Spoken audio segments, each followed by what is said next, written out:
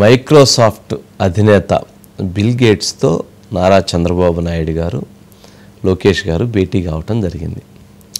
వారు ఆ భేటీ అనేటువంటిది చాలా ముఖ్యమైనటువంటి అంశం, అంతే కదా.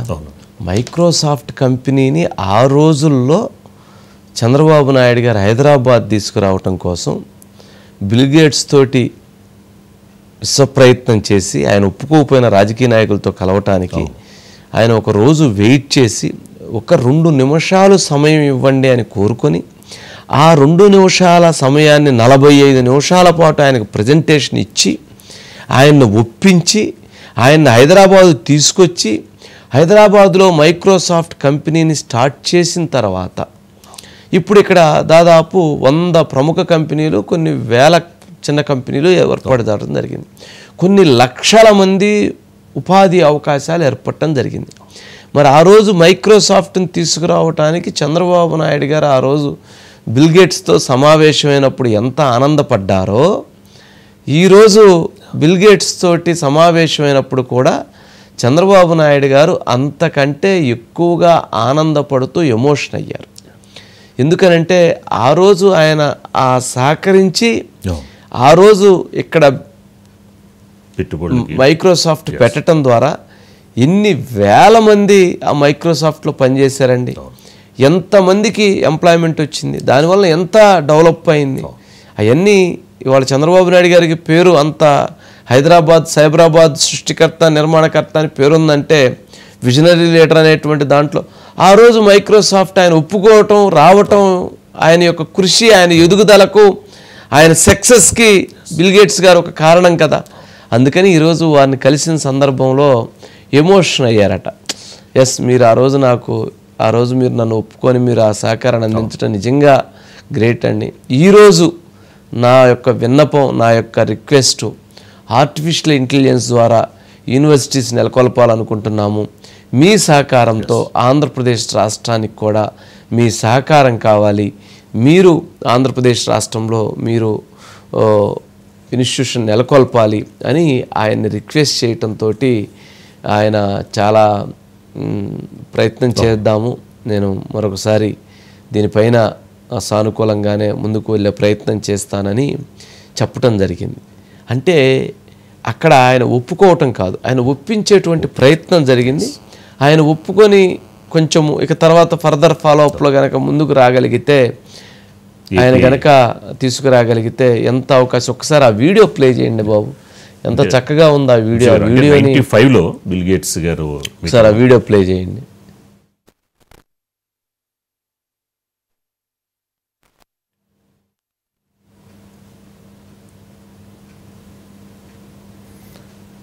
బా, ఆ వీడియో లోకేష్ గారు కనపట్టలేదు, వారేమన్నా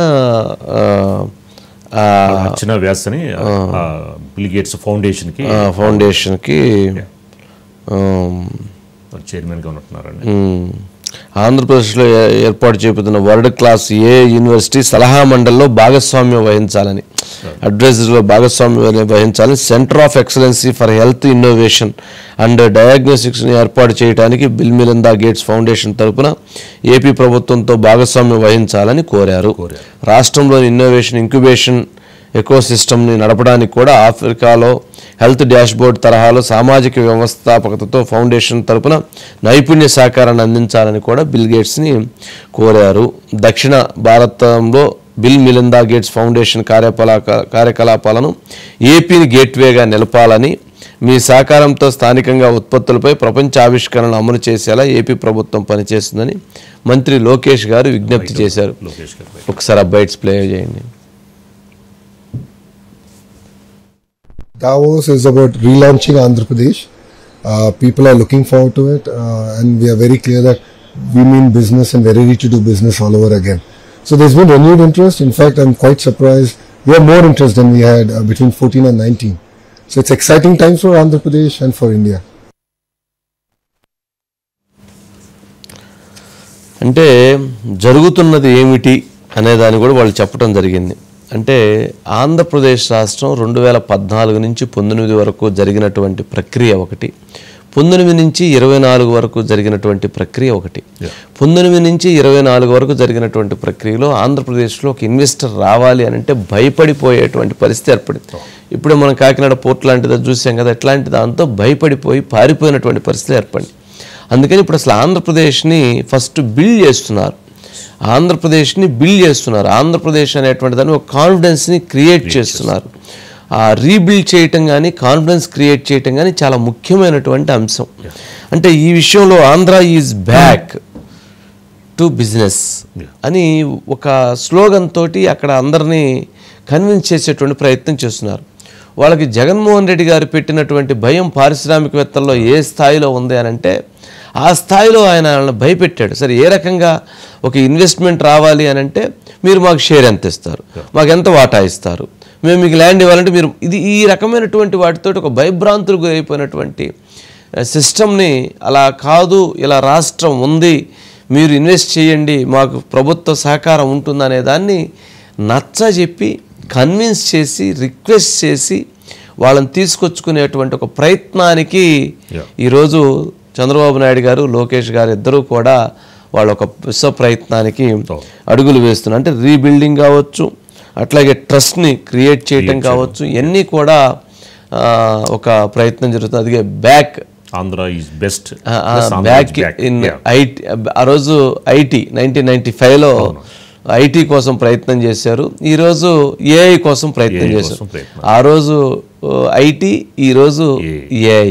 ఆ రోజు ఇన్ఫర్మేషన్ టెక్నాలజీ, ఈరోజు ఆర్టిఫిషియల్ ఇంటెలిజెన్సీ. ఆ రోజు 1995, ఈరోజు 2025. ఇది వారు ఆ రోజు 30 సంవత్సరాల క్రితం ముఖ్యమంత్రిగా ఉన్న చంద్రబాబు నాయుడు గారు ఆ రోజు ఆయన అలా ఒప్పించారు. ఈరోజు ఇలా ఒప్పించేటువంటి ప్రయత్నం కోసం ఆయన చేస్తున్నటువంటి ఎక్సర్సైజ్ అనేది లేదా ప్రయత్నం అనేది నిజంగా అది రాష్ట్రం కోసం ప్రయత్నం చేయటం. ఇప్పుడేమో వాళ్ళేమి హెరిటేజ్ కంపెనీలోకి పెట్టుబడుల కోసం కాదు కదా, రాష్ట్రం కోసం వాళ్ళ ప్రయత్నం చేసి ఆ అడుగులు వేయటం అనేటువంటిది నిజంగా అది ఒక విజనరీ లీడర్గా ఆయనకు ఆ పేరు రావటానికి గల కారణం. ఇప్పుడు మనము కొన్ని విజువల్స్ చూస్తున్నాం దీంట్లో. ఇక్కడ ఒకసారి లోకేష్ గారు ఈరోజు ఉదయము అంటే ఆంధ్ర పెవిలియన్ దగ్గర నుంచి కాంగ్రెస్ మీటింగ్ ఏదైతే ఆ జరుగుతున్న మీటింగ్ దగ్గరికి టైం అయిపోతే గబగబా అక్కడి నుంచి బయలుదేరి ఒక 1.5 కిలోమీటర్ ఏమో ఆయన గబగబా పరిగెత్తుకుంటూ వెళ్ళారు. ఉదయం పూట 7:30 గంటల ప్రాంతంలో, అంటే -9 degrees చలి ఉష్ణోగ్రతల ఉన్నటువంటి, అంటే ఆ టైంలో ఆయన పరిగెత్తుకుంటా అక్కడికి వెళ్ళి ఆ మీటింగ్, ఎందుకంటే మన దగ్గరలాగా 10ంటికి వస్తామని చెప్పని 11ంటికి వస్తే వాళ్ళు మీటింగ్ ఉంచరు, క్యాన్సిల్. 10 గంటల 1 నిమిషానికి వచ్చినా కూడా క్యాన్సిల్. 10 గంటల కంటే షార్ప్ 9:59 కుంటే ఆ మీటింగ్ జరిగింది, లేదా 10 అంతే. ఒక 1 minute లేట్ అయిన తర్వాత ఇంకా వాళ్ళ మీటింగ్ లేదు, తక్కువ తోటకాయ కూర లేదు, వెళ్ళిపోవడమే. ఎందుకంటే వాళ్ళ టైం వాళ్ళు మోస్ట్ ఇంపార్టెంట్. అందుకని వాళ్ళు ఆ సందర్భంగా జరిగినటువంటి ఆ మీటింగ్స్ కోసం ఆయన పరిగెత్తుకుంటా వెళ్ళారు. లోకేష్ గారు అలా వెళ్తున్నారు చూడండి అని చెప్పని, సరే తెలుగుదేశం వాళ్ళు ఆయన ఎంత కష్టపడుతున్నాడు అనేటువంటిది తెలుగుదేశం వాళ్ళు, వైఎస్ఆర్సీపీ వాళ్ళు ఏంటి దానికోసం ఆయన పరిగెత్తి వెళ్ళినంత మాత్రాన ఏమవుతుంది, ఆయన పరిగెత్తే వెళ్ళినప్పుడు దానికోసం కాకుండా అదేమైనా పెద్ద సంచలనం అనే మాట్లాడుతున్నారు. ఇక్కడ ఏంటంటే గమనించాల్సింది, జగన్మోహన్ రెడ్డి గారు అలా పరిగెత్తల. ఆ రోజు చంద్రబాబు నాయుడు గారు పరిగెత్తారు, ఈరోజు లోకేష్ గారు పరిగెడుతున్నారు. దేనికోసం? రాష్ట్రం కోసం, రాష్ట్రంలో పెట్టుబడులు తీసుకురావటం కోసం, రాష్ట్రం అభివృద్ధి దిశగా అడుగులు వేయించటం కోసం, అంతే కదా. సరే, దానికోసం -5 degrees చలిలో పరిగెత్తాల్సినటువంటి అవసరం లేదు కదా. ఉదయం 7:30-8 గంటల ప్రాంతంలో ఆ చలిలో వెళ్ళాల్సినటువంటి అవసరం లేదు కదా. అంటే ఇక్కడ రాష్ట్రం అనేటువంటిది ఇంపార్టెంట్. మరి దీనికి వైఎస్ఆర్సీపీ నాయకులు మరి ఎవరైతే ఇప్పుడు కామెంట్స్ చేస్తున్నారో దీని మీద వాళ్ళు మాట్లాడినటువంటి బైట్సే ఉన్నాయి. ఏమని? -5 degrees ఏడబోతాం, ఏడ తిరుగుతాం అని చెప్పని మాట్లాడి. ఒకసారి గుడివాడ అమర్నాథ్ గారు బయట ఉంది, ఒకసారి వెయ్యి చలిగా ఉండి పోయి దుప్పుడు ఒకసారి ఆ బయట ఉందా అంటే జగన్మోహన్ రెడ్డి గారికి కానీ వాళ్ళ టీముకి కానీ ఉన్నటువంటి నిబద్ధత అది, చంద్రబాబు నాయుడు గారికి కానీ వాళ్ళ కుమారుడు లోకేష్ గారికి కానీ రాష్ట్రం పట్ల ఉన్న నిబద్ధత ఇది అనేదాన్ని గమనించాలి. సరే, కొంచెం పబ్లిసిటీ చేసుకోవటమా లేకపోతే ప్రజల్లోకి వెళ్ళే దానికోసం రీచ్ చేసుకోవటం, ప్రయత్నం చేసుకోవటం ఎవరైనా తప్పు లేదు. కానీ ఇక్కడ ఏ ప్రయత్నం చేసినా కానీ అది ప్రజల కోసం, రాష్ట్రం కోసం అనేది ముఖ్యమైనటువంటి అంశం. బయట ఉన్న గుడివాడ అమర్నాథ్ది అందరూ చూసినట్లుండారులే. -5 డిగ్రీ సెంటీగ్రేడ్లో దుప్పుడు పొనుకోక ఎందుకు ఏం తిరుగుతాం, ఆడేం ఉండిద్ది అని ఏదో పాపం ఒకసారి వేయండి ప్లీజ్. సహజంగా ఈ సందర్భంలో అంటే ఈ సమయంలో దావోస్ లో -5, -10 డిగ్రీలు నడుస్తూ ఉంటది టెంపరేచర్, విపరీతమైన చలి ఉంటుంది. సహజంగా అందరికీ అదే ఉంటుంది కదా. ఎన్నోళ్ళు దాదాపు 2,500 నుంచి 3,000 మంది ప్రతినిధులు ఉంటారు. సహజంగా చలిలో ఉంటే ఎవరైనా స్నానం చేస్తామా? సరే, అవన్నీ చెప్తాం మేము బయటికి. కోడి గుడ్డు మాత్రమే పెట్టగలదు, కోడిని పెట్టలేదు కదా. సో కోడి గుడ్డు పెట్టాలి, దాన్ని హ్యాచ్ చేయాలి, మళ్ళీ దాన్ని తీసుకొని వచ్చి కోడికి తయారు. ఇలాంటి అసమర్థత ఉన్న కదా అంటే ఆయన ఉద్దేశం చలిలో స్నానం ఇవన్నీ చెప్పుకోం కదా అని అంటున్నారు. బట్ చెప్పుకోవటం కాదు, చేసి చూపించాలి కదా. ఇప్పుడు ఏదో చంద్రబాబు నాయుడు గారు, లోకేష్ గారు మొత్తం ఇన్వెస్ట్మెంట్లు తెచ్చేసి మొత్తం ఏదో రాష్ట్రాన్ని ఇచ్చేస్తారని. అసలు ముందు రాష్ట్రాన్ని బిల్డ్ చేయాలి. అక్కడ రాష్ట్రానికి జరిగినటువంటి పోయినటువంటి ఆ పరువు ప్రతిష్టలు నిలబెట్టాలి. వాళ్ళకు ఉన్నటువంటి భయాలను తొలగించాలి, వాళ్ళకు ఉన్నటువంటి అనుమానాలను తొలగించాలి. వాళ్ళకి రాష్ట్రం సంబంధించినటువంటి ముందు ఒక మక్కువని క్రియేట్ చేయాలి. అది చేసిన తర్వాత రీబిల్డింగ్ చేసిన తర్వాత ఒక ట్రస్ట్ క్రియేట్ చేసి ఇన్వెస్ట్మెంట్స్ తెచ్చుకోవాలి. అప్పుడే సాధ్యం అవుతుంది. అది ఆ ప్రయత్నం దిశగా అడుగులు వేస్తూ ఉన్నారు. అంతే కదా అజిత్ గారు. మొత్తానికి 30 సంవత్సరాల క్రితం బిల్ గేట్స్తో చంద్రబాబు నాయుడు గారు మరలా ఇప్పుడు ఆ రోజు హైదరాబాద్ కోసం ఆ ప్రయత్నం, ఆ రోజు ఐటీ కోసం ఆ ప్రయత్నం, ఈరోజు ఏఐ కోసం ఈరోజు ప్రయత్నం మైక్రోసాఫ్ట్తో, బిల్ గేట్స్తో. ఏంటి అజిత్ గారు ఎలా చూడవచ్చు? ఆ రోజు 30 సంవత్సరాల క్రితం చంద్రబాబు నాయుడు గారు అదే డ్రెస్సు, అదే స్పీడు, అదే వేగం, అదే విజను. 30 సంవత్సరాలకి ఇప్పుడు అదే స్పీడు, అదే డ్రెస్సు, అదే వేగం, అదే విజను.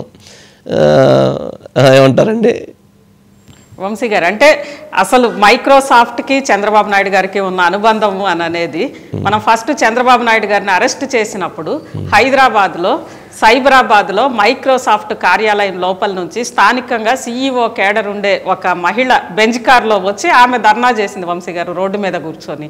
ఆమెతో పాటు మైక్రోసాఫ్ట్ ఎంప్లాయీస్ కూడా ఆ రోజు ధర్నా చేశారు. అంటే ఫస్ట్ టైం ఎక్కడ కూడా ఎవరైనా లోపల తమకు ఏదన్నా వర్కింగ్ కండిషన్స్ మీదో ఇవేమన్నా మెరుగుపరచాలనో ఇంకొకటో నిరసనకు దిగుతారు. కానీ ఫస్ట్ టైం మైక్రోసాఫ్ట్ కార్యాలయం బయట నడి రోడ్డు మీద కూర్చొని పెద్ద ఎత్తున ధర్నా చేశారు. ఆ రోజు మనందరం కూడా చూసాం కదా వంశీ గారు. ఆ రోజు ఆమె చెబుతూ ఇక్కడ పెద్ద రాళ్ల గుట్టు ఉండేది, అప్పుడప్పుడే ఇక్కడ మైక్రోసాఫ్ట్ కార్యాలయం అనేది కడతా ఉన్నారు, ఆ పక్కన చిన్న టెంపరీగా మా ఆఫీస్ నడుస్తుండేది. ప్రతిరోజు చంద్రబాబు నాయుడు గారు ఇక్కడికి వచ్చి ముఖ్యమంత్రి హోదాలో ఆయన ప్రతిరోజు ఇక్కడికి వచ్చి దీని డెవలప్మెంట్ అంటే ప్రతిరోజు వర్క్కి సంబంధించి ఎలా జరుగుతుంది ఏంటి అని అనేది మానిటర్ చేసేవాళ్ళు. మేమంతా ఆ రోజు ఆయన్ని చూస్తుండేవాళ్ళము, ఆశ్చర్యపోయేవాళ్ళము.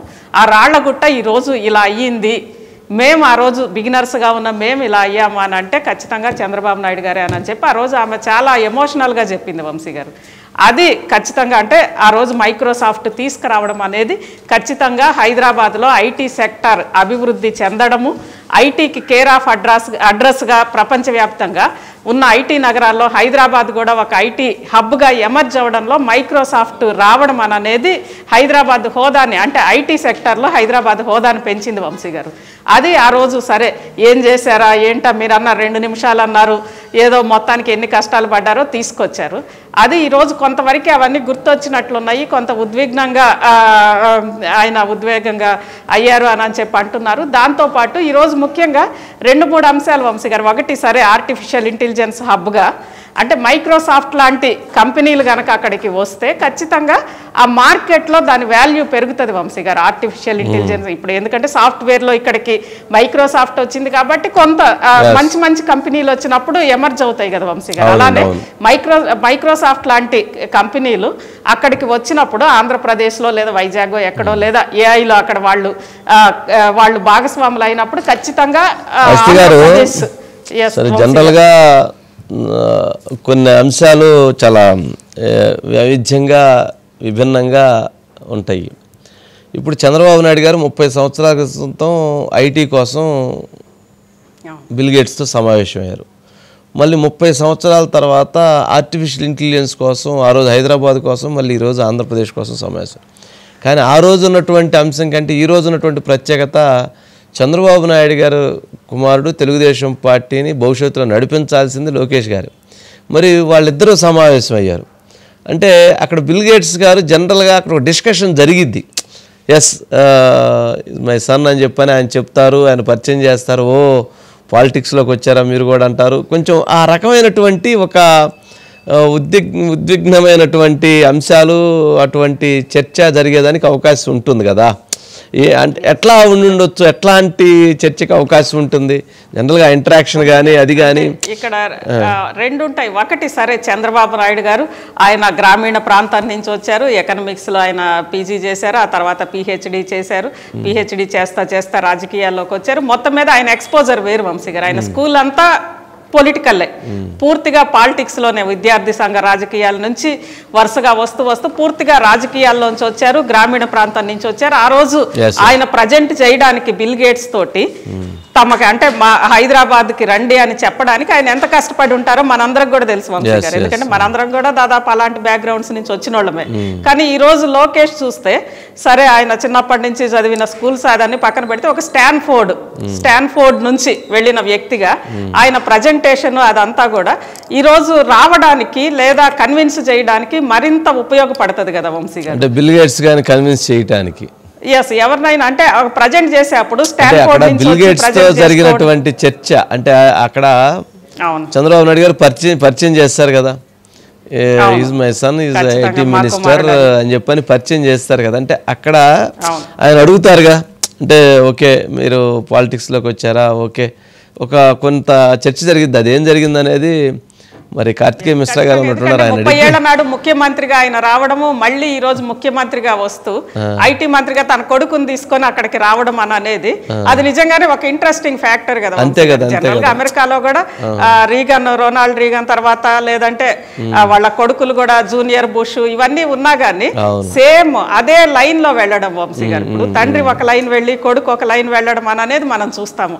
కానీ అదే లైన్ లో మరింత ముందుకు వెళ్ళడం, ఆ రోజు ఐటీని తీసుకురావడం, ఈ రోజు ఆర్టిఫిషియల్ ఇంటెలిజెన్స్ అంటే ఏదైతే ఎమర్జింగ్ టెక్నాలజీస్. కానీ అన్నిటికంటే ఇంకా ఈ రోజు ఇంట్రెస్టింగ్ ఏంటంటే వంశీ గారు, ఇంట్రెస్టింగ్ కూడా కాదు, రాష్ట్రానికి అవసరమైనది కూడా బిల్ గేట్స్ మిరిండా ఫౌండేషన్ కి సంబంధించి అక్కడ మొత్తం అంటే ఆంధ్రప్రదేశ్ మొత్తానికి మీరు ఇంతకు ముందు కూడా చెప్పారు కదా, ఆంధ్రప్రదేశ్ మొత్తంలో ఆ స్కిల్స్ ని పెంపొందించడం, ఆర్టిఫిషియల్ ఇంటెలిజెన్స్, దాంతో పాటు హెల్త్ డాష్ బోర్డులు, సౌత్ ఇండియాలో వాళ్ళ సేవలకి సంబంధించి ఆంధ్రప్రదేశ్ నుంచి రమ్మని చెప్పి, అదే అంటే అది పూర్తిగా దేశానికి సౌత్ ఇండియా మొత్తానికి కూడా ఉపయోగపడుతుంది వంశీ గారు. ఆఫ్రికాలో వాళ్ళు చేసే హెల్త్ కార్యక్రమాలు కానీ, అందుకే బిల్ గేట్స్ ని అందరు కూడా కేవలం ఐటీనో లేదా ప్రపంచ వ్యాప్తంగా సంపన్నుడనో ఆయన్ని అందరు కూడా ప్రైజ్ చేయరు వంశీ గారు. అంటే ఆయన దాంతో పాటు ఒక సిఎస్ఆర్ లో కూడా వాళ్ళు అంతే స్పీడ్ గా ఉంటారు కాబట్టి అదే సిఎస్ఆర్ రాష్ట్రానికి రావడం అనేది అది చాలా ఉపయోగపడుతుంది.